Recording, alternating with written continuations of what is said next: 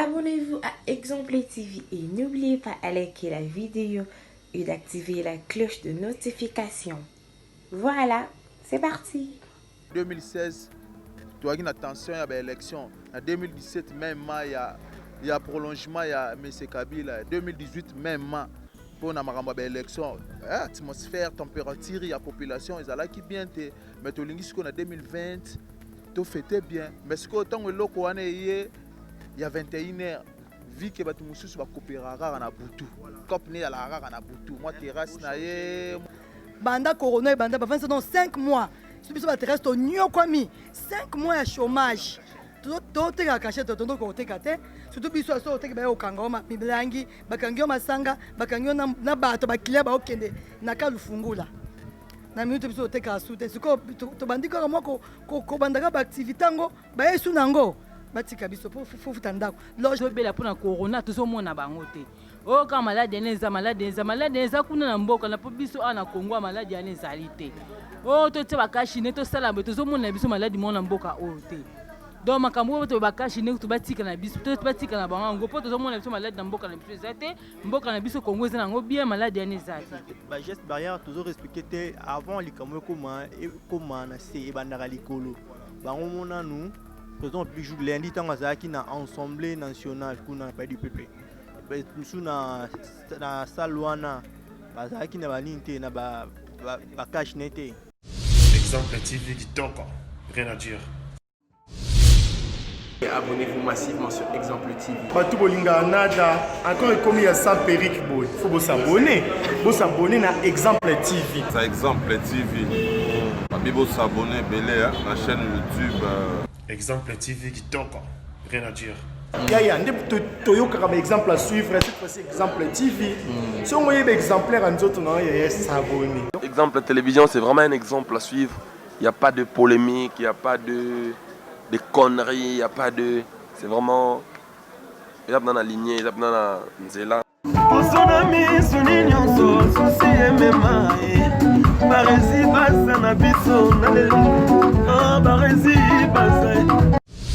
Exemple TV qui toque. Tout le plaisir pour moi de vous retrouver encore devant vos téléphones, tablettes, ça dépend de la format où vous nous captez dans ce moment. Mesdames et messieurs, bonjour, bonsoir. Ça dépend de l'heure à laquelle vous allez nous recevoir sur Exemple Télévision. Vous êtes plus de 30 000 abonnés en train de nous regarder sur Exemple Télévision. On vous dit un grand merci. C'est votre humble serviteur Dekare Bachia. Bon voilà, ça va toujours de vous servir. Comme vous l'avez remarqué, je suis dans le rue de Kinshasa. Je suis venu faire cette micro-balada où prendre les avis. Il y a la population par rapport, il y a annonce annoncé Bisso concernant Babi couvre côté de suite coronavirus est élevé. De toute façon, vie est-ce que pour décision il y a un gouvernement contre sur cette frère bonjour frère. Bonjour monsieur le journaliste. Combo monsieur Hervé Kampava. Hervé, par rapport à l'annonce ils ont circulé déjà que tu as la couvre-feu à partir de vendredi, 21h 6h du matin. Comment trouver l'annonce? Bon, annonce et salut-moi pas Simba. Pour sauver pour sauver la population, le gouvernement est là pour protéger la population. Annonce pour biso to monyango mabembe pour le gouvernement est bien pour protéger la population via la pandémie à coronavirus. Oui, via la pandémie à coronavirus, est-ce que c'est le moment où il y a na 21h 26h du matin? Pourquoi? Parce que vendredi samedi la fête les belé la collation et pas vous préparer déjà fête à fin de l'année. Est-ce que vous handicapé par rapport à la décision? Bon, via atmosphère il y a décision et puis si vraiment moi pas si pour na imboka parce que tous en la période il y a festivité, il y a Noël, il y a bonne année, il y a collation. Yango eza kopesa moi passe mingi par rapport ya date wana pe ya air wana. Moni to fêtera lisusu bien te na Congo banda Kabila zalaka président depuis 2018, 2017, 16 ba atmosphère ma bezalaki toujours na ba période ya ba fin de l'année. Parce que tolengi na période ya fati vraiment ameka vraiment comme ma biso moi likolo po to fêter moi bien parce que depuis 2018, 2017, 2016, 2015, les Congolais vont fêter bien, vont fêter dans l'atmosphère, il y a ma baie. On va fêter bien par rapport à quoi? Par rapport à Marambo et Yaranamboka. En 2016, tu as une attention à l'élection. En 2017, même il y a il y a prolongement, il y a M. Kabila, 2018 même, pour une élection, atmosphère, température, il y a population, ils allaient qui bien, mais tu lingi qu'on a 2020, tu fêtais bien, mais ce que tant que l'eau il y a 21h, vu que tu mususu va couper rara na butu, cop ni à la rara na butu, moi terrasse na ye, moi nini, mais ceux qui ba konzamboka ba ko memango même ta 0h ou bien 22h30 ou 23h et vous allez moins bien. Est-ce que proposition bazui ya ko kanga pendant 20h 21h 6h à la place ça sera que tout ça va cacher to éviter ka ba tout ça na 1 mètre tout ça là toujours ba désinfectant to ba monta maboko à la place ça so bomba ba ba chez tout ça na ba couvre feu wana moté ko handicapé ma ramuso belé par rapport au peso ko lo ba to ba sala ka ba terrasse ba to belé. Ouais. Mais c'est le journaliste, vous avez raison. Ceux qui ont toujours des gestes barrières, il y a des cachinés, il y a des lave-mains, à tout le temps, il y a des désinfectants et vous allez mieux par rapport qu'il y a 21h. Parce que tout dans la période, il y a des festivités, il y a Noël, il y a des collations, il y a des belé. Déjà, annonce déjà climat, déjà. Ningani déjà yobika congolais yobika na ba période ezalaka moi ba qui cherche luka ça la vraiment bien ceux qui monsieur Gentilningo Bilo azali gouverneur de la ville sera ko meka na docteur Muyembe ba meka na kotala na no mama citation ana cachines à la obligatoire partout na ba terrasse na ba bar na ba zando partout na ba ligne sur ceux qui te rozong ça toujours cachiné et vous allez mieux pour na sauver population à vivre toujours na ba situation moro misérable ba tout vraiment bazana moi crise financier za moi makasi fachi beto tout na sima na population na yango ba tikela biso moi période to fêter ta na moi atmosphère moro ya bien quoi les habitants ba congolais peuple na to sengi vraiment ceux qui bo meka to yebi que on a message à mes services s'adresser na fachi beto na gouvernement congolais ouais na za annoncer d'abord na gouverneur de la ville pour yazali chef ya ville ya Kinshasa na annoncer le sous na président de la république pour ba décision utara likolo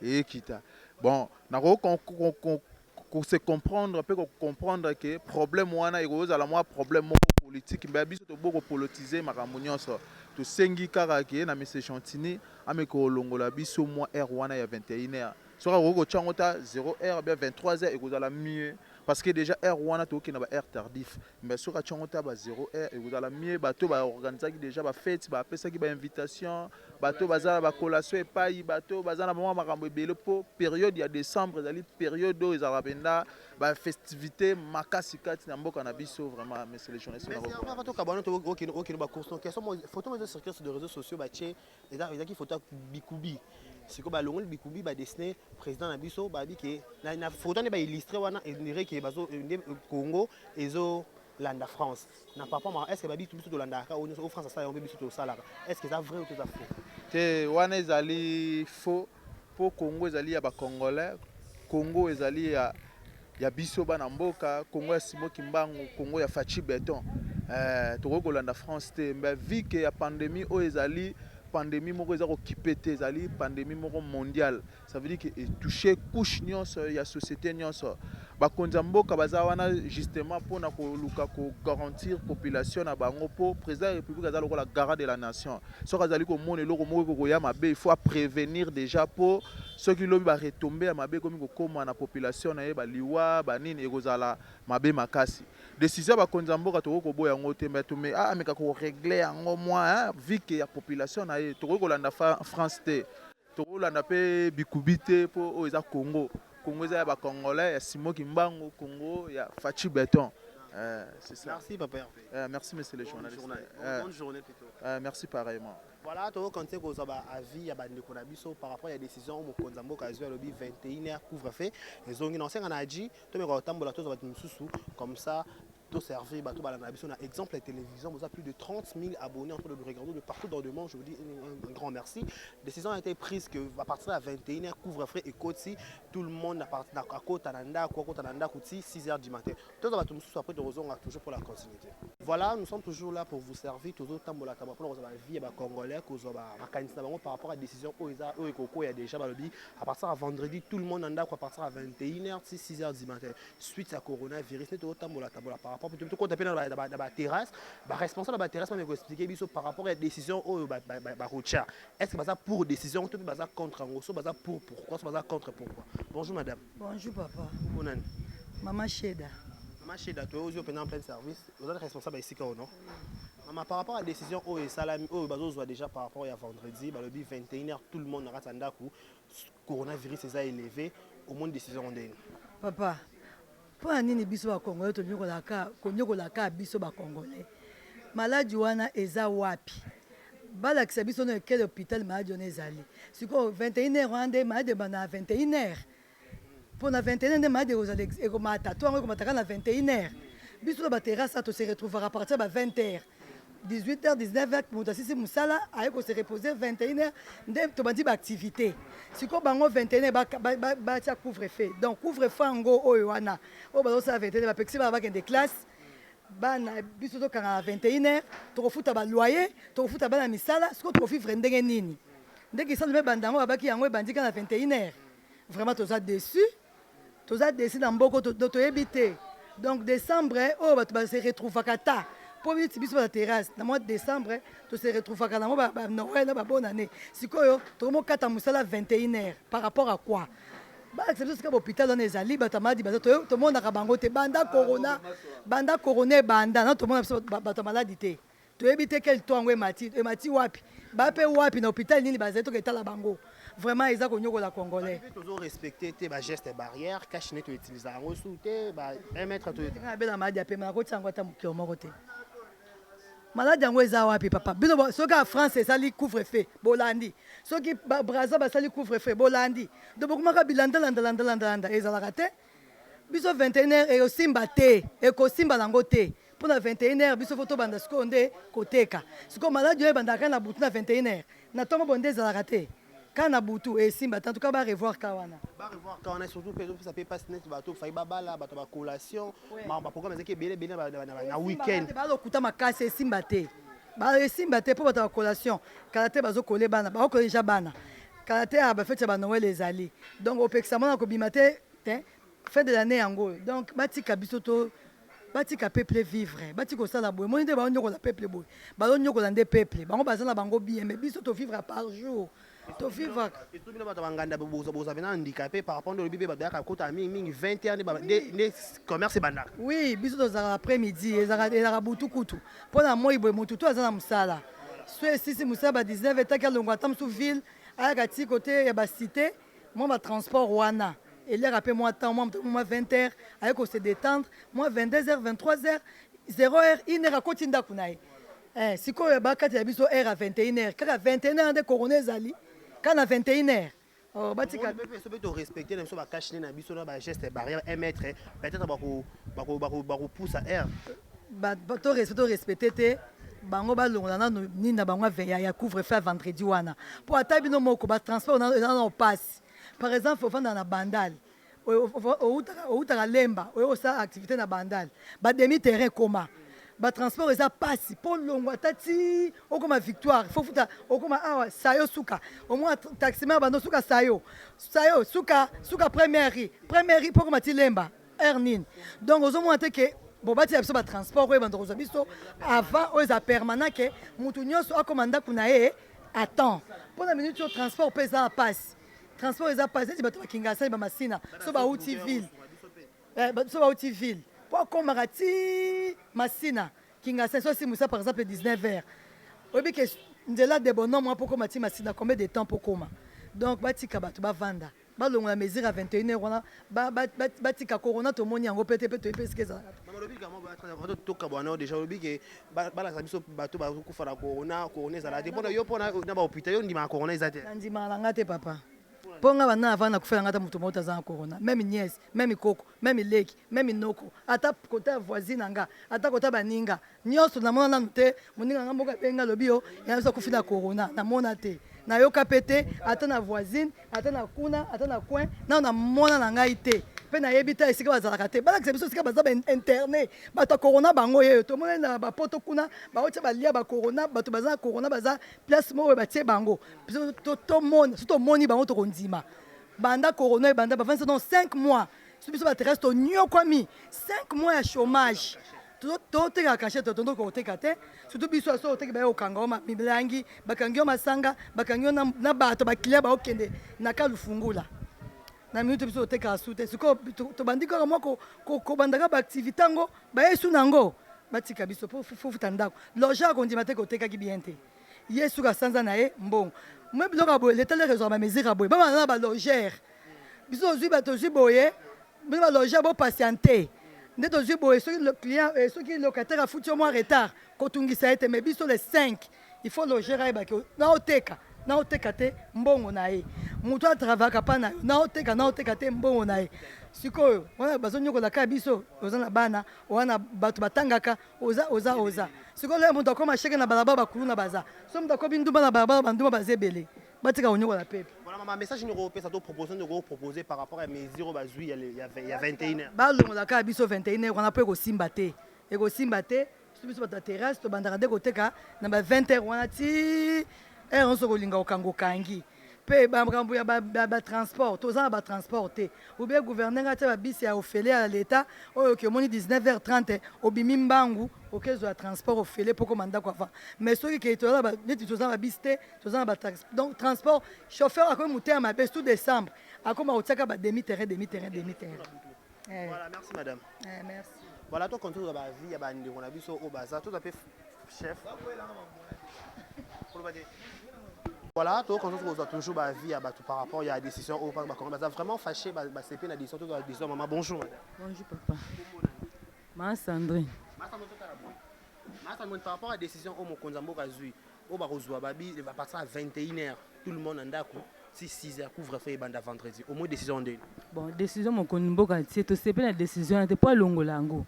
Atata 23h01 bato bakotambola te bato nyonso baza na ndako mpo soki atie 21h sikoyo bato bateka baactivité misu basalaka na ville baboite de nuit misu basalaka na butu bamisu bateka malewa butu bato babare bazoteka sikoyo soki atie 21h sikoyo bato basalaka baactivité bakosala misala na ndenge nini bazofuta loyer ya ndako bazotangisa bana bazosala makambo ebele sikoyo soki atie aire wana tovivre ndenge nini na mboka oyo entrepreneur makambo ya 21h alongola makambo wana. Voilà, babi biso toujours respecter les gestes barrières, toujours la bataille chinette, toujours la désinfectant et mettre toujours respecter pour na yo. Au moins que nous sommes na kata deuxième confinement déjà.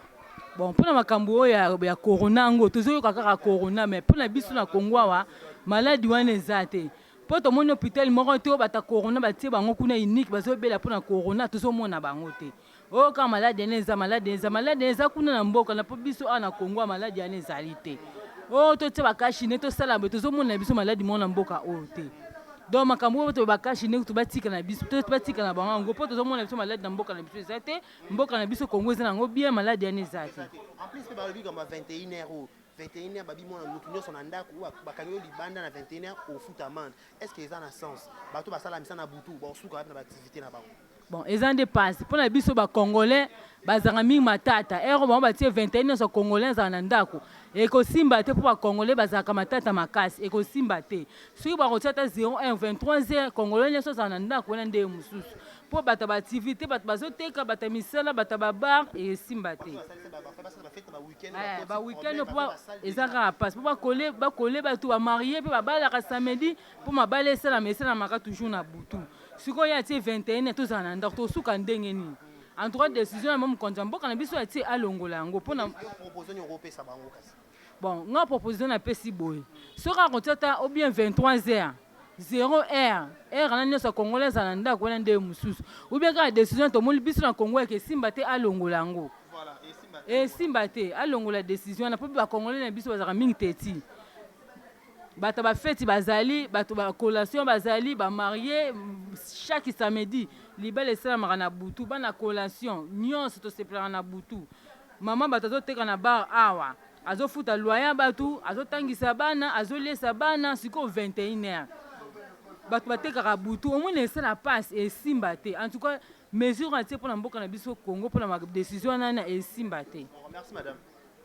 Voilà, toujours le souci de vous servir, toujours aux vie à des congolais, ça vie par rapport à la décision et à la mise en vigueur à partir de vendredi à 21h. Bonjour mon frère. Bonjour. Comment on Monsieur Médard Aka. Monsieur Médard, par rapport à la décision qui a été prise par le gouvernement congolais, qu'à partir de vendredi à 21h, tout le monde reste à la maison jusqu'à 5h du matin. Pour toi, comment vous avez trouvé cette décision? C'est au bon moment? Bon, c'est pas un bon moment. On a la décision en main. Il fallait revoir un peu. On a un point. Ils ont dans le transport, on a la victoire. On a transport, ils ont été transport 22h. Il y a une petite solution, il y a une revoir à Tana. Tout continuer à respecter les gestes barrières. Pas à rigueur, les gestes barrières. Tu respectes les gestes barrières, il y a coronavirus, on a élevé dans le monde. Surtout, tu respecter les gestes barrières. Peut-être qu'on a la deuxième ligne, le deuxième confinement ou il y a couvre-feu. Bon, les gestes barrières, toujours respecter avant les caméras comme c'est et l'écolo. Nous, par exemple, lundi, dans l'Assemblée nationale, nous avons du PP. Nous sommes dans la salle où nous avons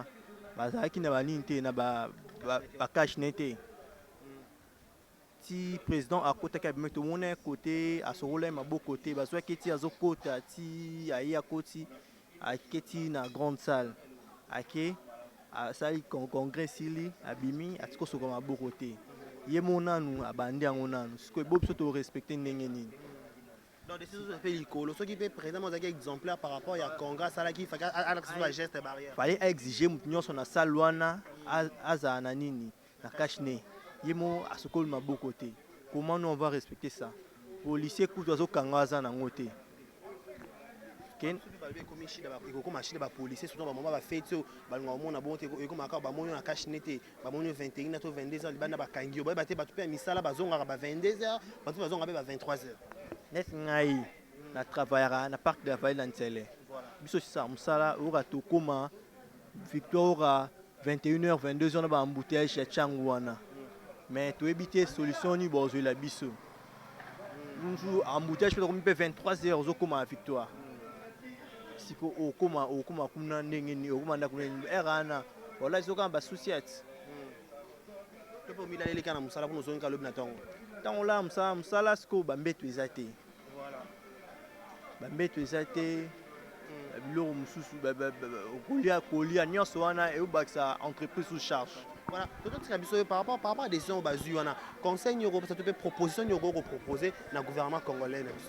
Bon, et là on a posé bon méca la décision au Bazu qui wana, et ça la décision à bien été.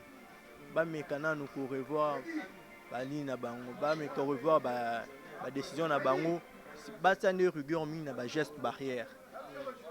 Merci chef. OK, merci.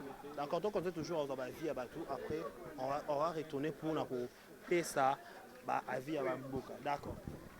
Voilà, nous sommes arrivés à la fin de cette micro-baladère qui a été conçue pour savoir les avis de la population par rapport à la décision à la mise en vigueur à partir de vendredi à 21h jusqu'à 5h.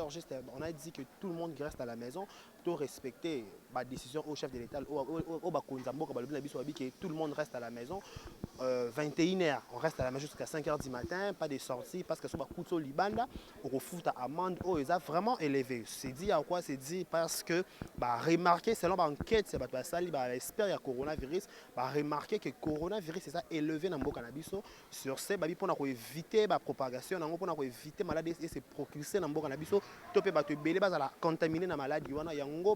Tout le monde a resté dans le quoi garder, à la protéger chez Bango, chez Yé, à partir de 21h, parce que ce qui me dit la quoi il a eu au birane marabou et tambola rambi la à repérer à chona conteneur. Ce qui fait pas qu'on va au senga nini mo konzamboka to bato bakota la vidéo so ba comme ça vidéo et pas ba konzamboka. Tolingi ce qui beaucoup de décision. On a ça demande na biso to senga biso beaucoup de décision par rapport à coronavirus et ça ba décision vraiment raisonnable. Pourquoi? Parce que tout ça, un moment où il y a fête, un moment où tout le monde, qui était en cours, la fête, c'était un moment où il y a confinement, dans 5 mois, tu vas se rattraper à la fin de l'année parce qu'à un moment il y a un festival à la fin de l'année, Noël, bonne année, mariage et pas collation et pas tu as fait moment souka pour to sangana to fêter longo bato mosusu bapesa bamongo basale na bango bato mosusu bapesa bamongo déjà pas shooter pas caméraman mutu ça asakitaki na bapara responsabilité muke par rapport à organisation ya fête na ye alingaki ezala mais komona décision de ko ibongo bakonza mboka na biso mais kona ko revoir muke décision wana parce que ça fait mal bambongo ko perd c'était ndenge qui perd tour à liboso on a besoin penza de maladie à coronavirus c'est style na mboka na biso mais aussi na lolenge que ceux qui biso ba congolais to se respecter les gestes barrières. Tout là, tu as caché, tout à distance, il y a 1 mètre, tu éviter la collade, tout ça vraiment attentif na vague parce que la maladie existe dans le monde. Mais par rapport à la décision des 21 ans, on a Congolais, c'est penza, tout me rebondir ça. On va revoir cannabis parce que tu belé, ça l'activité dans la boutou, boîte de nuit, terrasse, restaurant, les sous, qui na garde dans l'hôpital, supermarché, tant d'autres par place, c'est ça, et belé, ou exercer comme ça, là, on a boutou. Donc, ce qui est décision qu'on a appliquée, mais qu'on revoir, pourquoi? Parce que nous avons se retrouver fin de l'année, on a tout foot à bandaku, tout la sabana, tout lié sabana, tout bimi sabana, bon la telamba sika, donc ils ont vraiment mon devine à biso. Moi je dis un grand merci à tout le monde qui regarde cette vidéo. Je vous demande une seule chose, abonnez-vous sur notre chaîne qui est Exemple Télévision. Vous êtes plus de 30 000 abonnés en train de regarder le parti de moi. Je vous dis un grand merci. Un grand merci à celui qu'on appelle le Dream Card de lui et ça, monsieur Chaya Batadi là. Merci à toi mon vieux. Merci aussi à Eric Akabon, le superviseur, les codes. Le superviseur, le code, merci à tous. Merci aussi à Adji Bilili, moi, d'être derrière la caméra. Merci à toute l'équipe de l'Exemple Télévision. Abonnez-vous sur notre chaîne ici, Exemple Télévision. Si à de la perle, les dégâts matériels, je t'avais dit que ça allait calmer, solution vous a trouvé. Au moins une solution. Donc voilà, je dis un grand merci. D'ici là, portez-vous bien et bon ce programme sur nos antennes de Exemple Télévision. Au revoir. Beauté, Oisa Brand Cosmetic UK, Oisa produit en toto et non la cabatache. Sopilingi kozana tema ko ya bia ya propre oiza kona ya kosala oyo eza pona maboko pour la batache ya makolope ba genou et ba coude oiza oil elkendaka na produit ndoto donc so koza intéressé au continue de ce message na WhatsApp. Voilà, bonjour, bonsoir. Bienvenue sur place Bogota la Bisso, Mbote Nabino. Partout dans le monde, non seulement la communauté congolaise, mais les Ivoiriens, le Gabonais, le Français, partout où vous suivez Exemple de Télévision, Barizi Baza, monsieur le journaliste Nabino Yeyo. Alors, je suis venu vers vous pour vous annoncer que désormais, Barizi Baza, Exemple de Télévision, tout ça, les fondations Barizi Baza. Fondation Barizi Baza, Eza wana pona ko aider, pona ko sunga.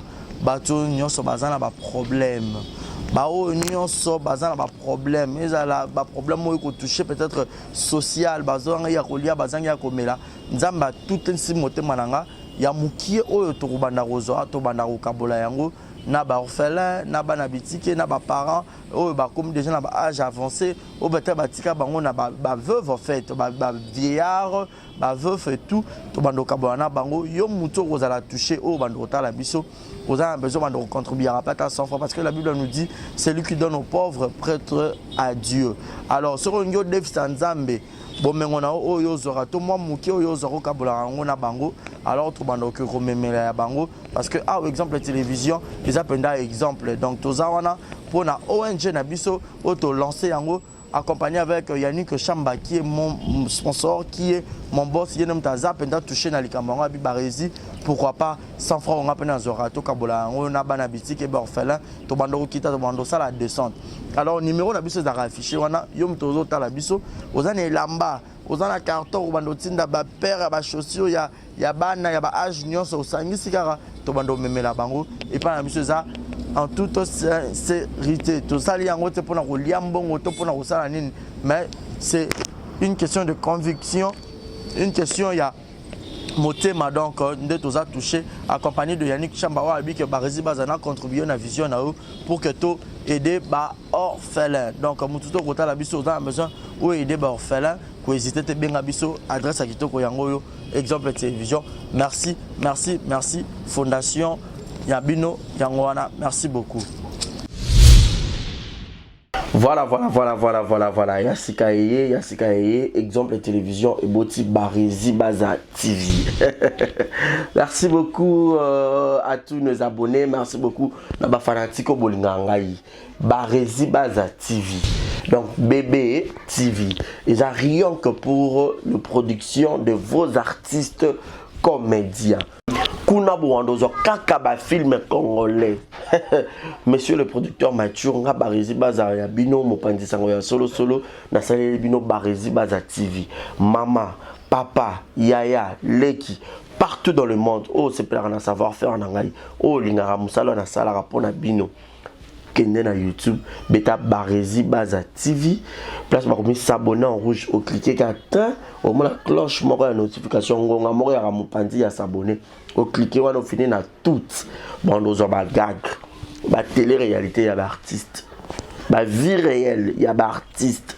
Ba télé-surprise, il y a l'artiste. Boandozoa. Ba film congolais, il y a l'artiste. Donc, ils ont zéro bêtise, mais on a préféré na changer comme à Barési Baza TV. Ba te belé, ba retourner zéro bêtise na longo la kiango. Et comme Barési Baza TV, mais zéro bêtise les akuna. Donc, on n'a pas de bêtise. Zéro bêtise na kata Barési Baza TV. Pas de bêtises na kata Barési Baza TV. Bon, nous avons un film éducatif. Oh, bon, nous avons papa, maman, les qui banent dans le salon. Tout bon, oh. Barési Baza TV. Bon, ça n'a rien raté. Barési Baza TV, Bébé TV. Barési Baza TV, chaîne YouTube, nous actualité, théâtre congolais, film congolais, au Bourgogne, nous avons en bonne et difforme, car à la Katia. Barési Baza TV, abonnez-vous. Yopoyo qui sango, partagez sango. Yopoyo qui sango, partagez sango. Tout y a quatre exemples de télévision, boki m'appelle Mbangu, na Barési Baza télévision. Amoureux tu y a théâtre, tout botala SB TV, tout botala Belleville TV, tout botala Naomi Barcelone TV, Fanny Massoudi TV, chaîne tout est diffusé à théâtre, Leke TV, tout diffusé à théâtre. Alors, boki mambang, boki s'abonner pe, il y a Barési Baza TV, Yassika Eye, Barési Baza TV, l'excellence, c'est nous. Le savoir, c'est nous. Le bon travail, c'est nous. La qualité, c'est nous. Barési Baza TV, vous ne serez jamais dessus. C'est parti, abonnez-vous. Je vous aime. Abonnez-vous sur Barési Baza TV. Bye bye.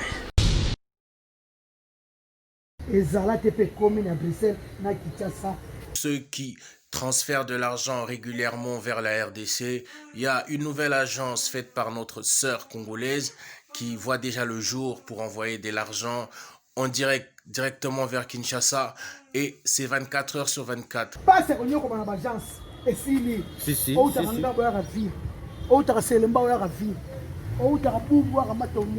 Otaka barumo kenaka matonge otaka limeto kenaka bo esili kana ndako mbala moko soza na mpesa batindelo wana airtel mani batindelo wana tiko kasi batindelo ezala tepe ekomi.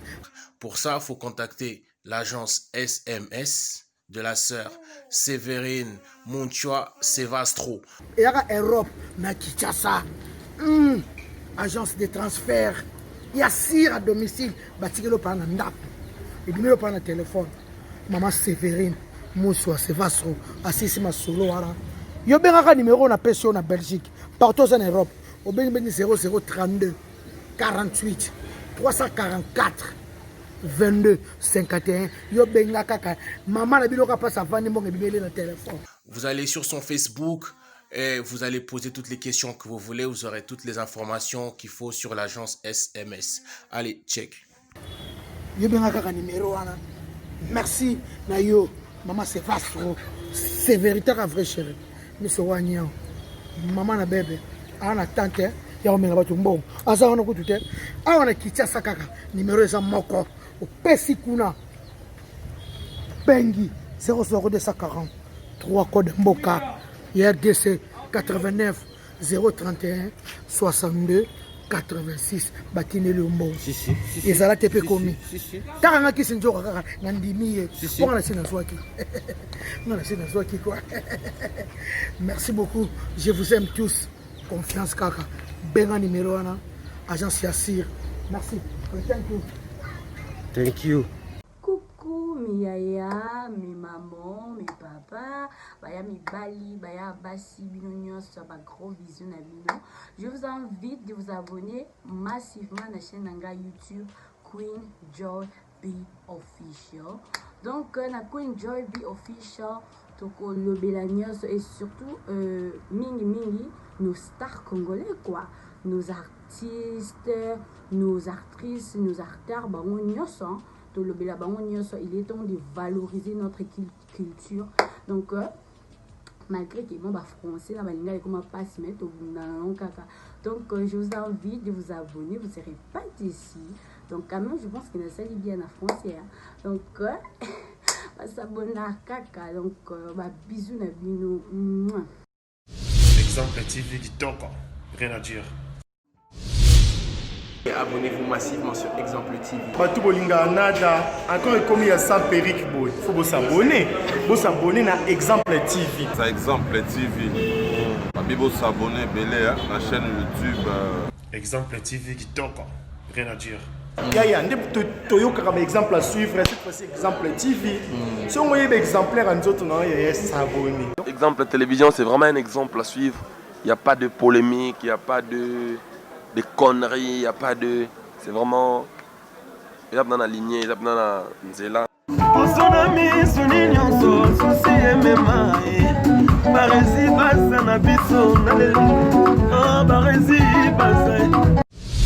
Exemple TV qui toque, rien à dire.